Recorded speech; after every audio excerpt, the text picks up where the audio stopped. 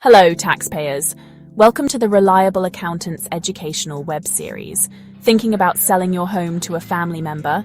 Let's talk about the tax rules you need to know, especially in Australia. This video is your guide to understanding capital gains tax, CGT, and stamp duty, with practical examples to make things crystal clear. First up, let's dive into capital gains tax. When you sell a property to a family member for less than market value, the Australian Taxation Office, or ATO, steps in with the market value substitution rule. This means the ATO treats the sale as if you received the full market value, no matter the actual sale price. Example time. Imagine selling an investment property to your son. The market value is $600,000, but you sell it for $400,000. You originally bought it for $300,000. Even though the sale price was $400,000, the ATO calculates CGT as if you sold it for $600,000. So, the capital gain is $600,000 minus $300,000, which equals $300,000. You will need to pay CGT on that $300,000 gain based on your marginal tax rate. Now, let's look at selling your main residence to a family member. If your main residence has a market value of $800,000 and you sell it to your sister for $500,000, you might be in luck.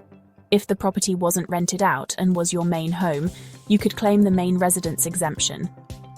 This means no CGT applies. But what if you ran a business from home or rented out part of it? Here's another example. Suppose your home's market value is $900,000, but you use 20% of it as a home office. You sell it to your daughter for $700,000. The ATO will treat 20% of the property as ineligible for the main residence exemption, and CGT will apply only to that portion.